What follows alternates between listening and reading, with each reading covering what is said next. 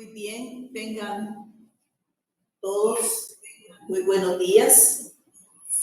Vamos a dar inicio a la conferencia de este día.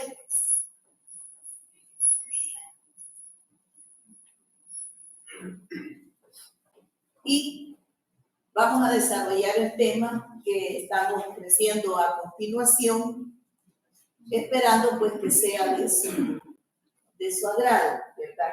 Este día hemos querido traerles esta conferencia que tradicionalmente damos en estos momentos, porque existe una idea, tal vez culturalmente no tan aceptada por todos, y desafortunadamente ha habido muy poca información, la cual pues no ha sido tan, digamos, tan feliz, porque ha habido bastante confusión. Ahora se sabe más de la cultura maya y azteca. Entonces, las primeras informaciones que tenemos es que para los mayas y para los aztecas, el equinoccio y los solsticios no eran conocidos por ellos. Ellos más bien medían el cenit, es decir, el punto más alto del sol, porque para ellos el sol representaba la vida, pero también sus máximas deidades. Y eso quiere decir que por eso ellos le guardaban una gran veneración al sol, y eran las máximas deidades. Pero esto no es exclusivo de los mayas y de los aztecas, sino que de todas las culturas mesoamericanas. Me refiero a los chichimecas, a los toltecas, a los olmecas, a los acolhuas, etcétera. O sea, hubo una gran cantidad de etnias, ahora se les conoce como etnias, pero fueron pequeñas civilizaciones o culturas que poblaron México, Guatemala, El Salvador, la parte occidental de Honduras y Nicaragua, muy poco en Costa Rica y casi nada en Panamá, porque en Panamá allá habían otros grupos indígenas, pero también procedentes del Caribe, ¿verdad? Eran de raza negra. Aquí también los hubo, pero tal vez allá en Panamá con mayor relevancia, aunque se cree que los mayas o sus derivados lograron llegar hasta Panamá. Entonces, este día pues vamos a hablar de las fuerzas de Cristo y el equinoccio de primavera, en especial, aunque tendríamos que hablar de los equinoccios y de los solsticios, porque resulta que esto está muy cercano a otro mito universal, que es la cruz de Cristo, ¿verdad? Y ahora vamos a ver parte de su simbolismo.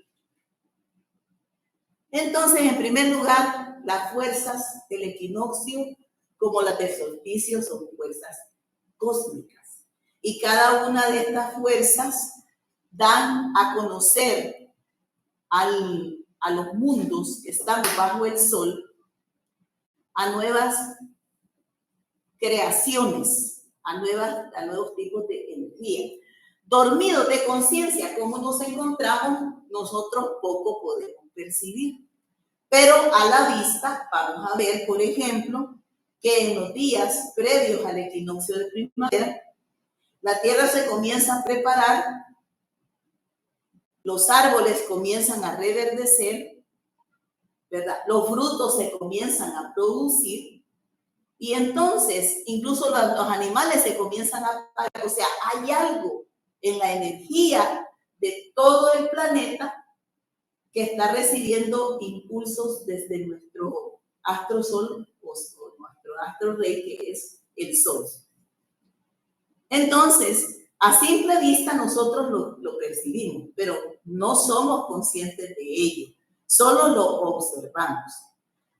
Lo mismo que nosotros, pero las culturas mayas y aztecas, que tenían un poquito de más conciencia, o de una conciencia diferente a la nuestra, ellos le sentían una gran veneración al sol. E incluso algunas de sus deidades, ¿verdad?, escribieron los ancianos aztecas que primero había una época como de penitencia, una época como de preparación, para que al recibir esas fuerzas cósmicas, las recibiéramos también, que nuestros propios frutos fueran completamente y absolutamente diferentes, y que la tierra reverdecería y produciría nuevos seres mejores y fuertes, y que también eso atraería buena lluvia, ¿verdad?, para que la cosecha fuera buena. Y esto gracias al movimiento del sol. Ahora, tengo que aclarar que ahora se sabe, hay investigaciones, hasta tesis de investigaciones antropológicas publicadas por universidades mexicanas, por el Instituto de Arqueología y por otras instituciones que se dedican a esto. Ahora se sabe que los mayas y los aztecas no veneraban exactamente el equinoccio ni el solsticio. Ellos veneraban la posición más alta del sol. Y por eso es que las pirámides mayas y aztecas tenían una gran elevación, pero también tenían una gran profundidad, porque ellos estaban pendientes de que cuando hay más luz, también hay más oscuridad.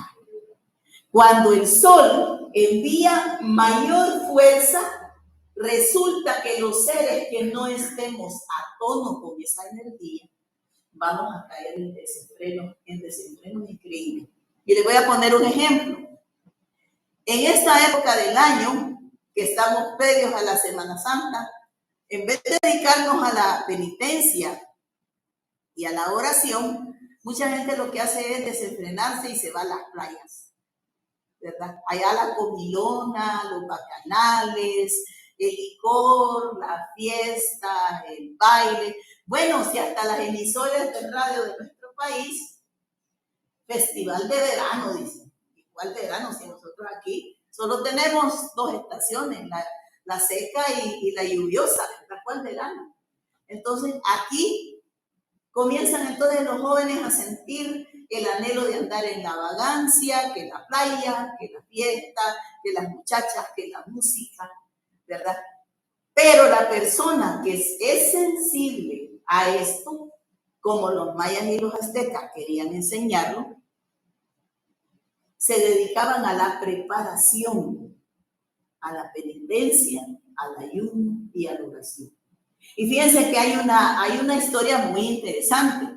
Resulta que Quetzalcóatl Topilzin era un rey de los imperios de los mexicas y era muy dado a la oración, al ayuno y a la penitencia.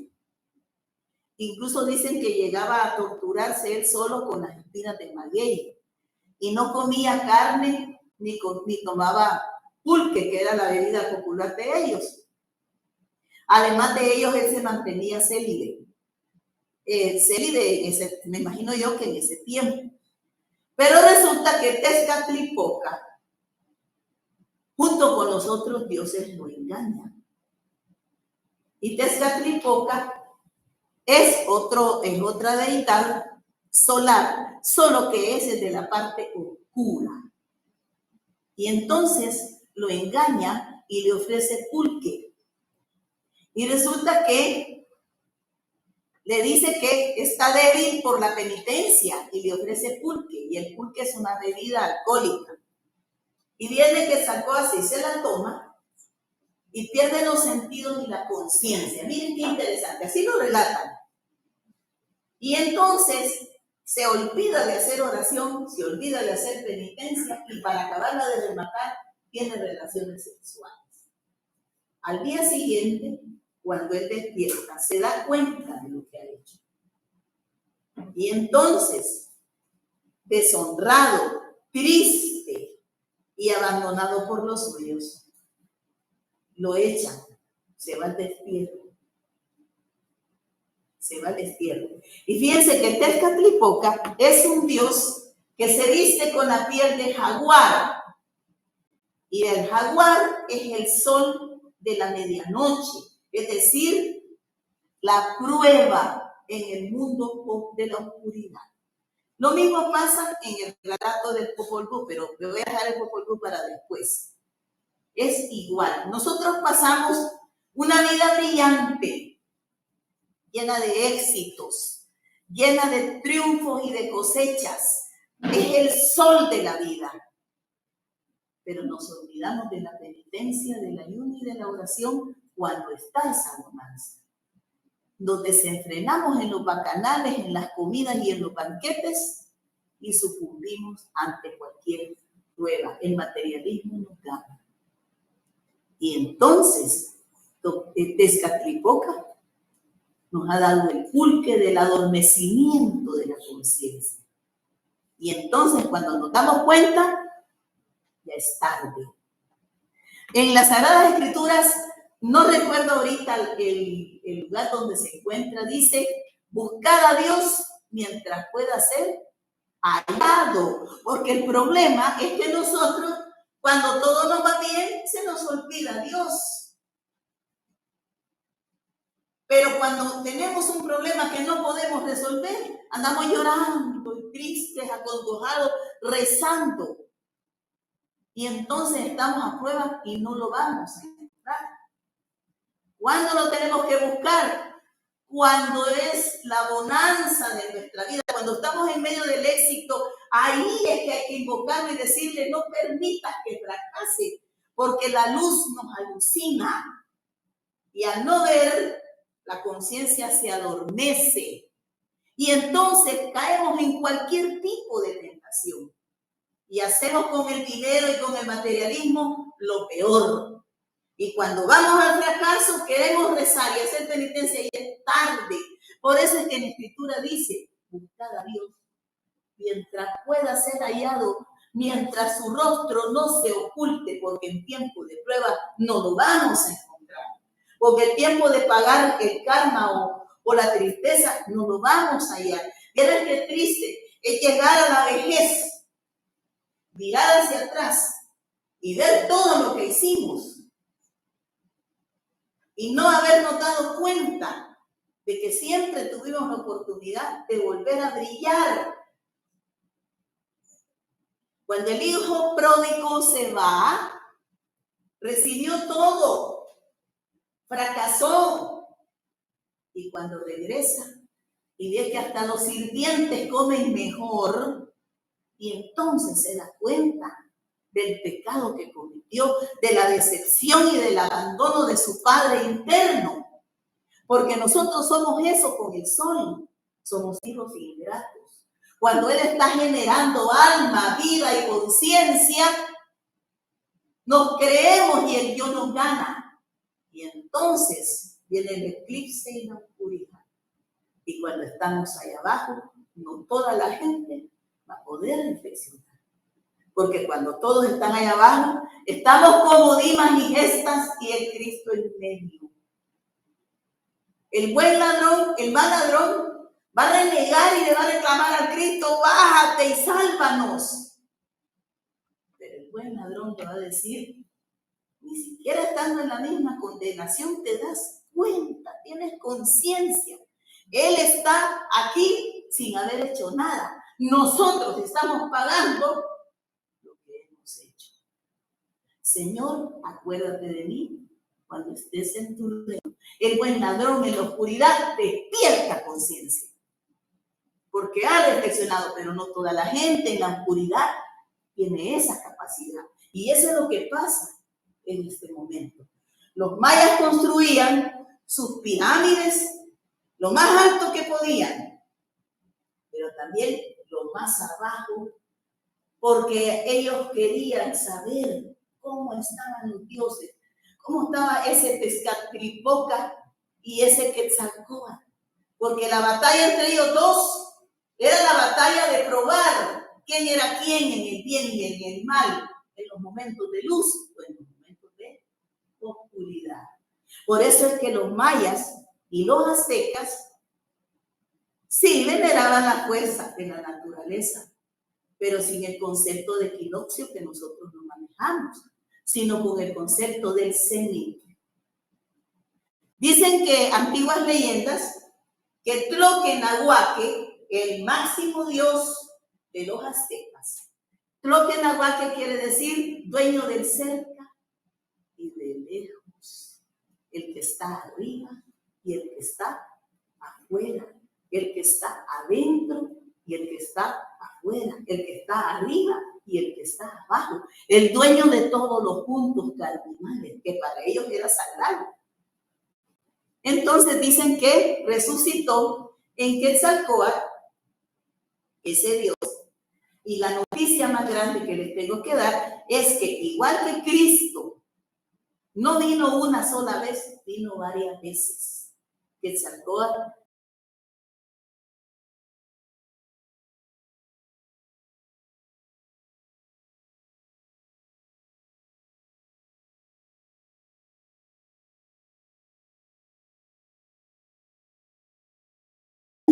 que para ellos era sagrado. Entonces dicen que resucitó en Quetzalcóatl, ese Dios, y la noticia más grande que les tengo que dar es que igual que Cristo no vino una sola vez, vino varias veces. Quetzalcóatl, el más conocido es Topiltzin, Quetzalcóatl Topiltzin Atzin, que por cierto la leyenda salvadoreña dice que fue el que vino a fundar aquí el señorío de Cucatlán.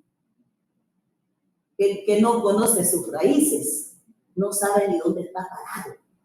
Nosotros tenemos que buscar en la antropología gnóstica quiénes somos, por qué estamos aquí, a qué hemos venido, cuál es nuestra cultura, por qué el Señor nos ha puesto en esta tierra tan llena de problemas y tan llena de climas y tan llena de luchas entre nosotros mismos. Nosotros los cuscatlecos hemos buscado por mucho tiempo el retorno a nuestras raíces. Y la antropología nos dice que aquí hay una gran mezcla, que aquí hay maya y hay azteca y hay chichas y hay zincas y hay, bueno, y los lencas que allá estaban en Oriente que no se querían mezclar con nosotros porque nos consideraban impuros. Miren qué bonita la historia de Salvador. Muy bonita, interesante. Bueno, el solsticio se mueve de sur a norte y de norte a sur. Cuando el sol avanza hacia el norte desde el 24 de diciembre para animar y dar calor y vida a todas las criaturas. El niño sol nace el 24, ya para amanecer el 25, y se crucifica en el equinoccio de primavera. Esto es lo que dice el maestro. Para dar vida a todo lo que existe, lo fijo de la fecha de su nacimiento y lo variable de su muerte tienen siempre en todas las teologías religiosas honda significación. Débil y desvalido nace el niño del sol en ese humilde pesebre del mundo. Y en una de esas noches muy largas de invierno, cuando los días son muy cortos en las regiones del norte. Eso es lo que se sabe del origen, digamos, latinizado, ¿verdad?, del sol, que no se distancia mucho de lo que sabían los mayas y los aztecas. Pasa el tiempo, los días se prolongan cruelmente y llega el equinoccio de primavera, la Semana Santa. El momento de cruzar de un extremo a otro, el instante de la crucifixión del Señor en este mundo. Hay que recordar que esto ocurre 33 años después. ¿A dónde está ese 33? En nosotros. En la columna vertebral. O sea que no es un simbolismo al acaso. Es un Cristo que se gesta en cada vértebra de nuestro cuerpo y le da vida ¿a qué? A nuestros chakras, a los 7 chakras, a las 7 cristalizaciones del sol en nosotros. Si es que mire, la aritmética sagrada está presente, lo que pasa es que no la vemos. Luego dice, la ley del logos es el sacrificio. Oigan eso. No nos han dicho: deleítense con todo, dense gusto, denle vuelta, todo es el placer, todo es el materialismo, ¿no? ¿Sí? Sacrificio, ¿verdad? Este es el drama cósmico que se repite de momento en momento en todo el espacio infinito, en todos los mundos, en todos los soles. O sea que esto no solamente es de nosotros, sino que quién sabe de cuántos más soles y estrellas y galaxias, etcétera, etcétera. Es una ley universal, ¿verdad? Ahí tenemos pues el movimiento de lo que es el equinoccio de otoño, y tienen el equinoccio de primavera, el solsticio de invierno y el solsticio de verano. Y el plano ecuatorial da tierra con el sol. Si ustedes se fijan, ahí hay una cruz. Ahí hay una cruz. Ahí está, miren. La cruz es culto al sol, miren. Ahí están hasta las fechas de los solsticios. Por ejemplo, el de invierno es del 21 al 22 de diciembre. El equinoccio de otoño es del 22 al 23 de septiembre.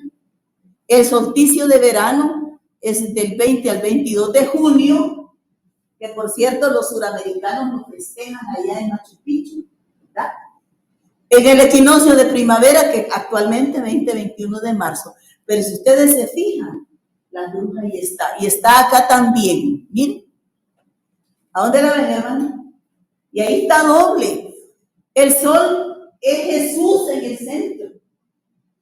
Y el círculo y los cuadrantes son las rutas del planeta alrededor del sol. Y allá en el Pantocrátor, que está a la par, está todavía más grande, porque está los equinoccios y los solsticios en la corona de Jesús, pero la ruta por toda la galaxia, que es el círculo más grande.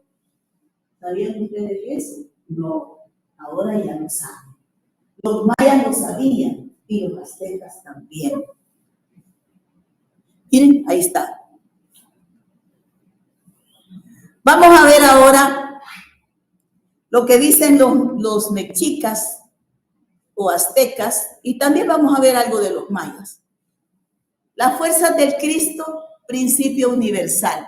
Los equinoccios y los solsticios sean puntos de encaje en los que se engarzan las historias de los diferentes dioses. Porque eran culto al sol.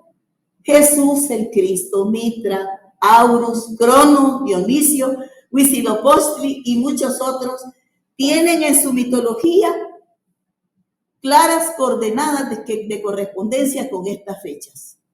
Algún mitólogo como Joseph Campbell nos diría que se trata de una sola historia, la historia del héroe de las 1000 máscaras.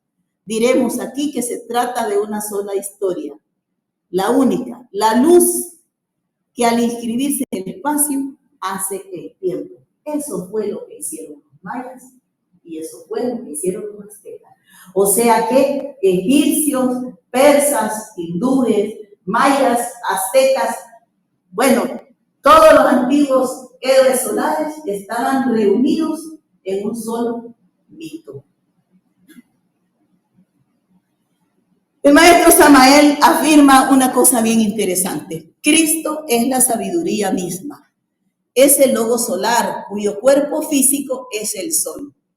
Cristo camina con su sol, en la misma forma que el alma humana camina con su cuerpo de carne y hueso. Cristo es la luz del sol es la luz del Cristo.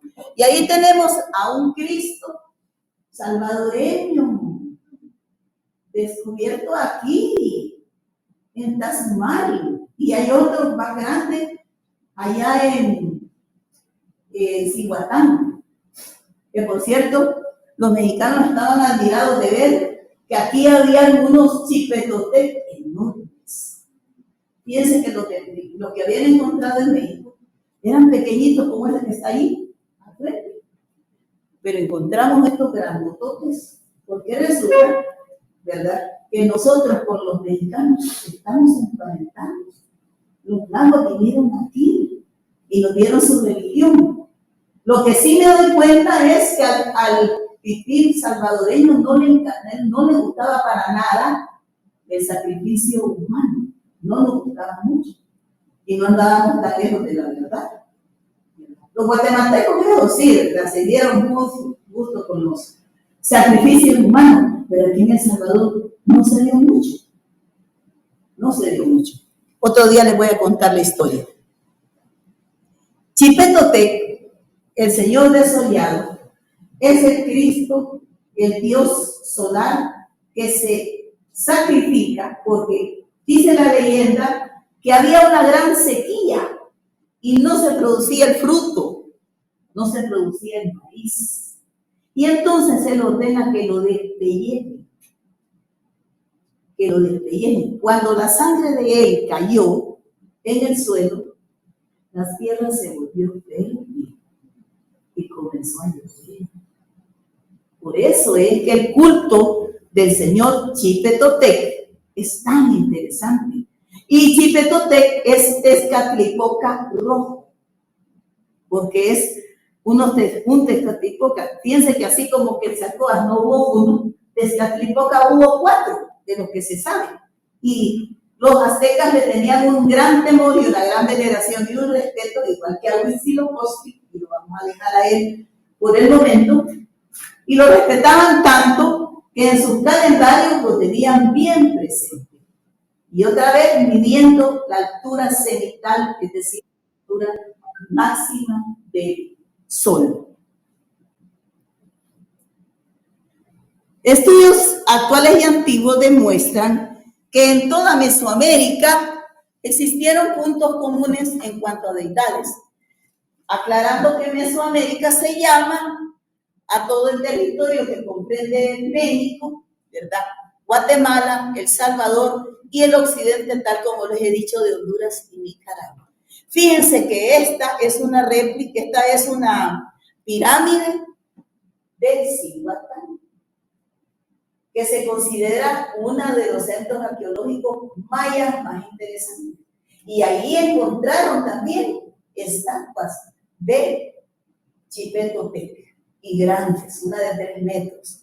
También encontraron el gatito que está ahí, el jaguar. ¿Miren? Nosotros somos la tierra del jaguar, ¿sabía usted? Aquí se veneraba mucho al jaguar.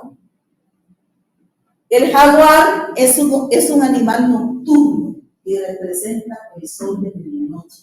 Aquel que anda en medio de la luz y de la oscuridad. ¿Sabían ustedes eso? Muy interesante. Somos jaguares, solo que chiquitos. Bueno, al igual que en Grecia y Roma, existieron deidades que hicieron las veces de héroes divinos. Y ahí tenemos, pues, que fueron representación de los creadores. Se sabe hoy en día que Quetzalcóatl fue una divinidad multifacética cuyo papel fue determinante en la historia de los mexicanos.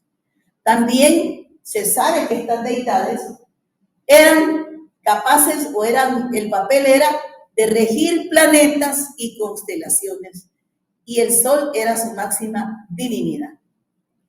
Y ahí afirmo lo que les he estado diciendo. Hay hasta tesis de licenciados en arqueología y antropología que demuestran que cuando el maestro Samael escribió en maya crítica azteca que Xochipilli era un desdoblamiento de Quetzalcóatl, era verdad.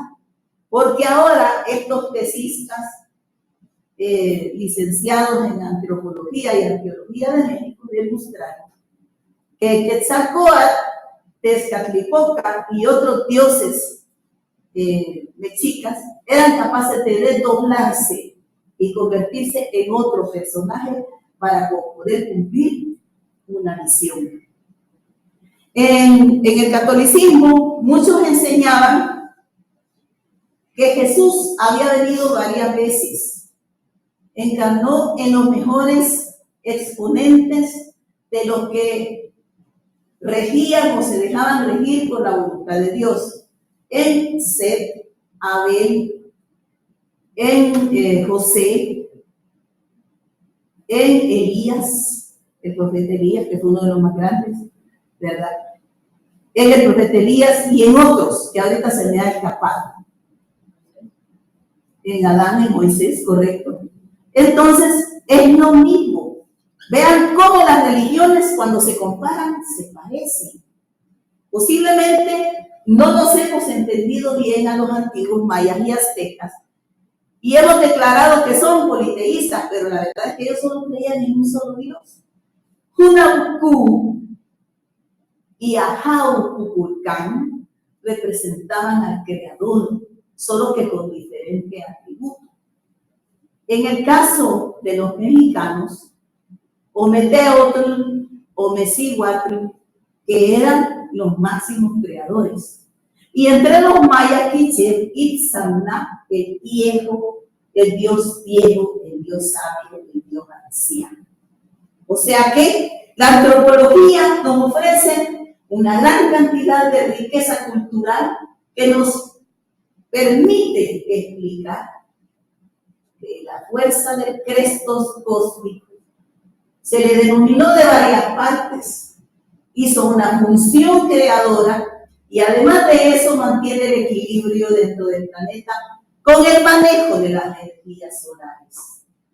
Y no me lo estoy inventando, ahí están las evidencias. Ahí tenemos también a otro personaje que lo tenemos ahí abajo, que es el dios Xochipilli, el dios príncipe azteca, que era el regente de las flores, de las aves, de la danza, la música, la poesía y la embriaguez. Miren qué interesante. En la monografía del maestro nos dice que Xochipilli es el que nos lleva hacia la prosperidad, hacia la fecundidad, pero también el que nos recuerda la obligación de la penitencia, la oración y el arrepentimiento. Esa era la función, y que Xochipilli es un desdoblamiento de Quetzalcóatl. Es decir, que es Quetzalcóatl personificando una época del año, porque eso es lo que los mexicanos pretendían con sus calendarios, con sus danzas y con sus festejos solares. Chipetotec, ya dijimos, es nuestro señor desollado, es uno de los Tezcatlipocas, se le llama el Tezcatlipoca rojo. Fíjense que el rojo en la primavera es el jugo de uva. ¿A dónde vemos ese jugo de uva? En la copa de la sangre de Cristo. El que come de mi carne y bebe de mi sangre tendrá la vida eterna y yo le resucitaré en el día posterior. O sea que no es un mito desconocido, ¿verdad? Y simboliza el color rojo que es la vida. Había una fiesta alusiva a Chipetotec en donde se despellejaban algunos para ser sacrificados. Los sacerdotes se vestían con sus pieles sangrantes, porque sabían que la fuerza del Cristo en la sangre de los sacrificados podía ser fértil y piel. Miren qué interesante. Nosotros tenemos que hacer ese sacrificio, ese arrepentimiento, esa oración, ese retiro espiritual. De igual forma, Tezcatlipoca, igual que los mayas, hubo 4 dioses creadores, y en el caso de Tezcatlipoca regía una parte muy opuesta al de Quetzalcóatl, pero al final su energía cósmica tenía especial interés para los aztecas e igual relevancia que Quetzalcóatl. Fíjense que él se vestía con piel de tigre, con piel de jaguar, y se manifestaba en la noche. Y por todo lo que hemos leído, Tezcatlipoca es Lucifer, el divino Daimón, el que nos prueba, el que nos piensa, el que nos dice, te ofrezco esto y tú me vas a decir quién eres. Imagínense que usted es tentado con aquello que más le gusta. ¿Dónde está esa energía? En usted mismo. Lo mismo que tenemos a Tezcatlipoca, tenemos a Quetzalcóatl. Porque tenemos esos valores inherentes en cada uno de nosotros. Y no es que sea malo el papel de Tezcatlipoca, es un papel educador, probador, instructor, nos instruye. Cuando usted cae en la tentación, usted está conociendo algo que de usted no sabía que tenía. Y ese es el misterio del sol negro. El misterio del sol de medianoche. Esto lo vamos a volver a ver otra vez en los misterios de Osiris, el dios egipcio. Vieran qué interesante. Toda la gente que dice, uy, yo jamás me voy a dejar caer en tentación, se parece a Pedro, el apóstol. Yo no te voy a negar, Señor, le dice, nunca. Y le dice Jesús, antes de que cante el gallo 2 veces, tú me habrás negado 3 veces. Y eso es lo que muchas personas no entienden. Nosotros no debemos decir, por eso hay un dicho que dice, nunca digas de esta agua no he de beber, porque tú no sabes qué sed vas a tener. Y enfrenta la verdad, cada uno de nosotros enfrenta la verdad de reconocerse quién es. Por eso es que Quetzalcóatl, cuando se despierta de la borrachera, se da cuenta de lo que ha hecho. Se da cuenta que se emborrachó, se da cuenta que no hizo oración, se da cuenta que no hizo penitencia, que no se arrepintió ni pidió perdón por los pecados, que no se había puesto las espinas de maguey. No se dio cuenta. Y entonces llora desconsolado. Hay varias crónicas de Bernardo de Sahagún, de Bernal Díaz del Castillo y de tantos historiadores mexicanos que relatan esa parte. Y nosotros quisiéramos realmente que se entienda que no es idolatría. Los estudios antropológicos son académicos, pero también nos dicen cuestiones importantes de la religión. Es que miren, mientras más cerremos los ojos, va a ser peor el despertar. Decía un monje tibetano, un discípulo le pregunta, maestro, ¿cómo puedo saber la parte más oscura que yo tengo? Y le dice el monje tibetano, nos vemos en la otra orilla. Qué interesante. ¿Quieres saber lo bueno? Métete al agua, empieza a nadar y vamos a ver cómo llegas allá. ¿Quieres saber quién eres tú mismo? Pruébese usted mismo. Es que miren, nosotros somos bien divertidos. Psicológicamente nosotros andamos probando a los demás. Nosotros le andamos recetando la doctrina a los demás. Nosotros andamos juzgando a todo el mundo. Pero el dedo acusador hacia nosotros no lo tenemos. Y por eso los aztecas veneraban tanto lo más alto del sol, porque mientras más alto estaba el sol, había que mirar dónde caía esa profundidad, qué tan bajo podía llegar la humanidad.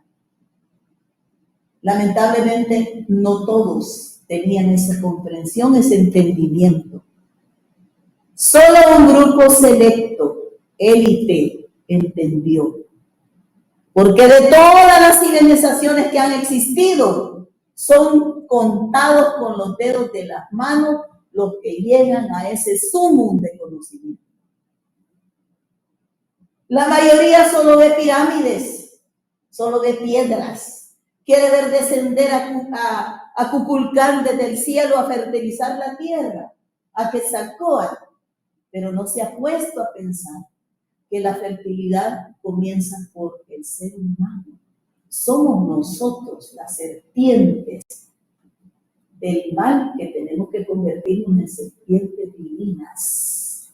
Somos los pelos de la tierra recibiendo los rayos del sol para llevarlas al núcleo y volver la tierra a la vida. Estoy hablando lo más claro que puedo, yo creo que me entienden. Y nosotros no podemos hacer esto si no nos preparamos. Y nadie puede decir aquí que es élite si no nos lo hemos ganado. Hay que trabajar para eso. Y para eso se necesita que abrir la mente, cambiar la postura que tenemos, dejar de ser ortodoxos, falsos, apegados a la letra, pero desprovistos de verdad. Y ahí tenemos la cruz de los andinos, es decir, de Perú. ¿Miren? Igual, es igual. Miren, esta es la cruz andina. Ahí tienen los equinoccios, ahí tienen los solsticios. Y miren, ellos detallaban materia, espacio, energía y tiempo. Todavía fueron más allá los de Bolivia, Perú, Ecuador, etcétera, etcétera. Si nunca han ido a Machu Picchu, apúntense en la próxima excursión y vayan. Y allá vayan a orar a esas ruinas maravillosas de Machu Picchu. Esa es extraordinario. Yo quisiera poder hacer una excursión para irles a explicar allá, lo mismo que a Teotihuacán, muchas cosas que se han descubierto y que son hermosas. De este mundo no nos vamos a llevar nada, pero esas cosas que aprendimos quedan impresas en el corazón y en el alma de nosotros. Y posiblemente cuando volvamos otra vez a tener cuerpo físico, eso nos va a salvar de cometer errores. ¿Está claro eso? Muy bien. Los hijos de la pareja divina entonces fueron Chipetotec, Tezcatlipoca Rojo, Tezcatlipoca, el que se llamaba solo así, que era el negro, Quetzalcóatl, que era Tezcatlipoca Blanco, y Huitzilopochtli, el Tezcatlipoca Azul. El rojo simboliza la vida. El rojo simboliza el sacrificio de Cristo. El rojo significa el sacrificio del ser humano para hacerse hombre verdadero, hacerse Cristo verdadero, el redentor de sus hermanos, el servidor de la naturaleza. Tezcatlipoca negro es el que nos prueba, el que nos enseña quiénes somos en realidad. Fíjense que Tezcatlipoca, propiamente dicho, le llamaban el Señor del espejo humeante. Cuenta la leyenda que Tezcatlipoca le mostraba a los que estaban bajo prueba un espejo de obsidiana y se lo mostraba para que viera su verdadero rostro. Así están los de oscuros. Solo los que eran sensibles a estos misterios se podían ver cara a cara con la creación de su ser. El Señor del espejo humeante, el que después de que te tentó te dice, este eres tú. Y entonces había un dios murciélago que bajaba a comerse las carnes de los pecadores. Pero el arrepentido decía, soy un hijo de la luz, tinieblas apártense de mí. Soy un hijo de la luz, tinieblas apártense de mí. Y te canto así. Inri, Inri, Inri. Jesús Nazarenus, Rex Judeaorum, Jesús de Nazaret, Rey de los judíos. O también la naturaleza renueva incesantemente. El fuego renueva incesantemente la naturaleza. Y tenemos a Tezcatlipoca Blanco, Quetzalcóatl, el que hacía penitencia, oración y ayuno, el que orientaba al pueblo azteca para que pudiera salir adelante en el camino, en la cosecha, en la abundancia, el que les recordaba el valor del tiempo, el valor del sol, el valor de la tierra. Y por último, Huitzilopochtli, el Tezcatlipoca azul, el que destruye a las fuerzas del mal. Hablar de cada uno de ellos es imposible. Algunos dicen que los 4 colores tienen que ver también con la sagrada alquimia. Me voy a quedar en capítulo.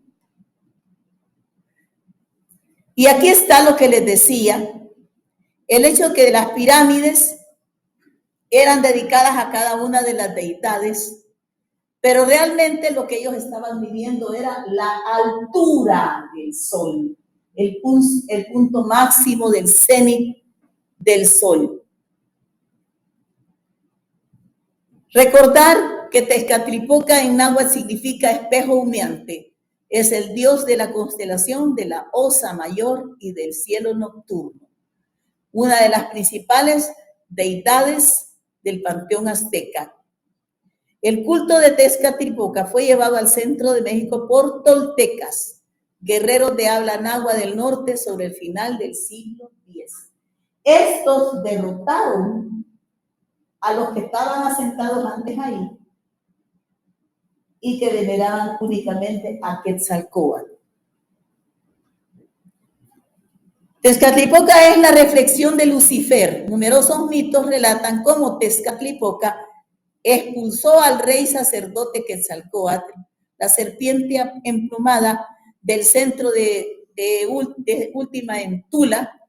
Era un mago proteico. Tezcatlipoca provocó la muerte de muchos toltecas con su magia negra e indujo al virtuoso Quetzalcóatl al pecado, la borrachera, el amor carnal, poniendo fin así a la edad de oro tolteca. Esto es lo que dicen los historiadores mexicanos.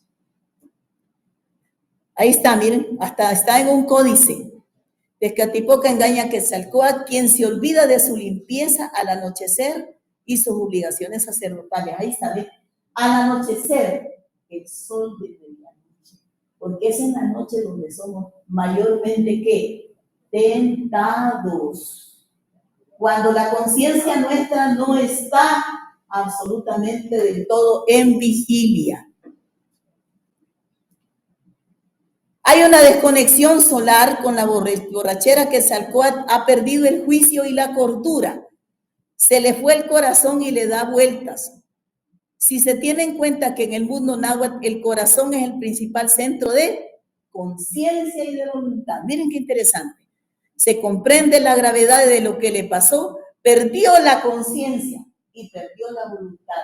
Por eso es que nos cuesta tanto a nosotros tener voluntad para vencer nuestras debilidades. Una vez que usted ha caído en tentación, le va a costar salir de ahí.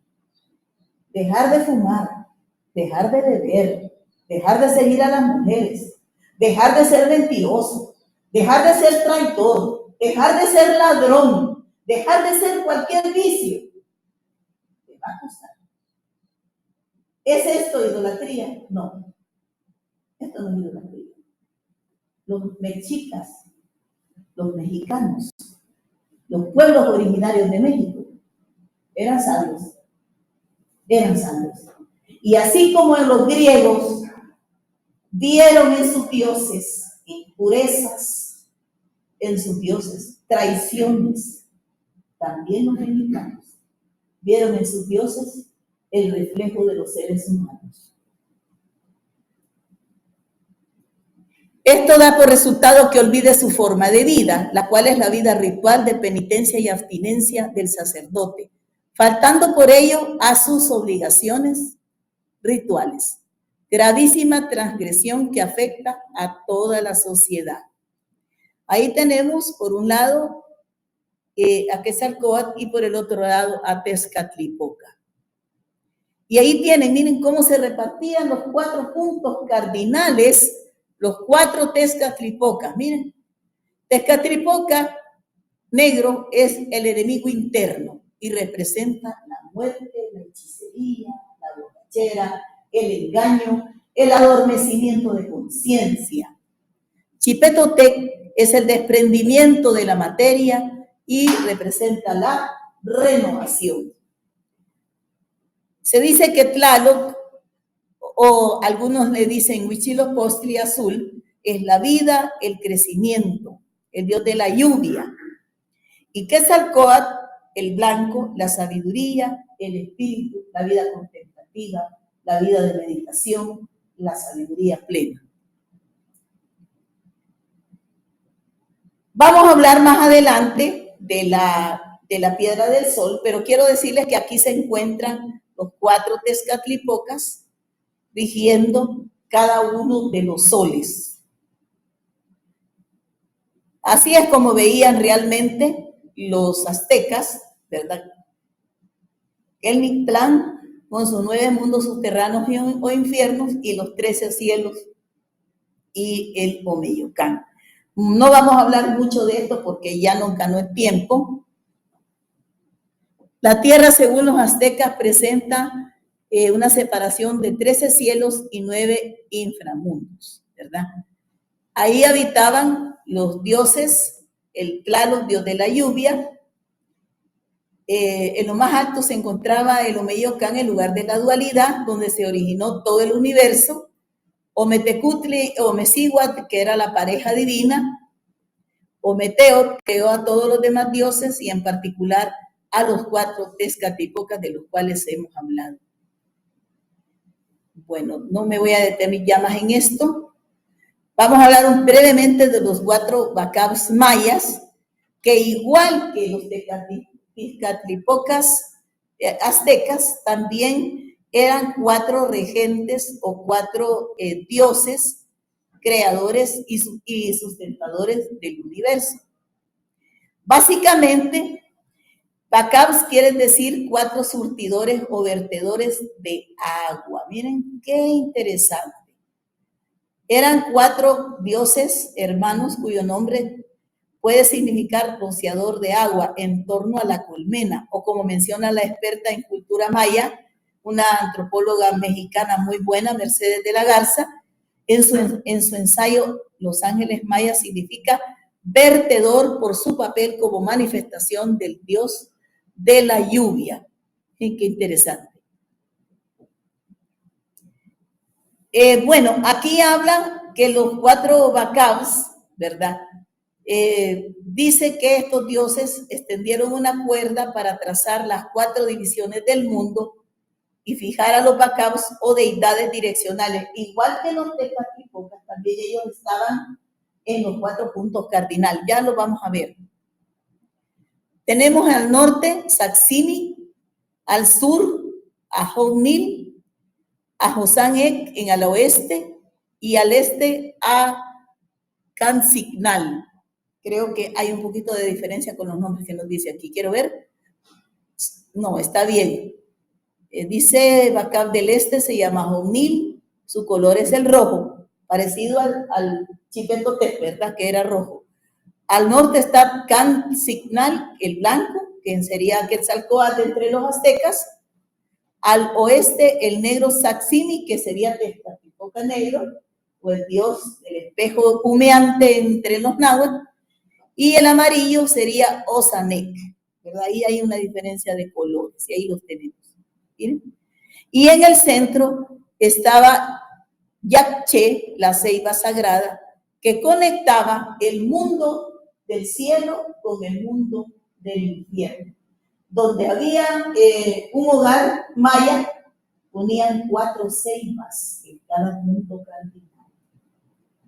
Yo si tuviera una casa en el campo pusiera 4 ceibas, ¿verdad? Porque eso quiere decir, era una especie como de protección de los, del hogar. Aquí tenemos pues las representaciones diferentes de Inishahau, que quiere decir el señor del doble rostro, o el señor del espejo, o el sol, ¿verdad? Que es la deidad solar. Entre los mayas, Inishahau es el rostro de espejo, el señor del sol, mientras que Tezcatlipoca negro es el señor del espejo humeante. O sea que hay parecido, ¿verdad? Hay una analogía ahí.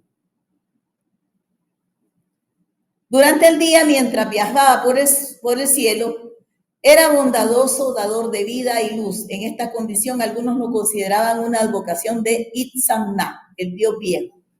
Por la noche, en su viaje nocturno, a través del inframundo, se convertía en el dios jaguar, o sea, Escatlipoca negro, ¿verdad?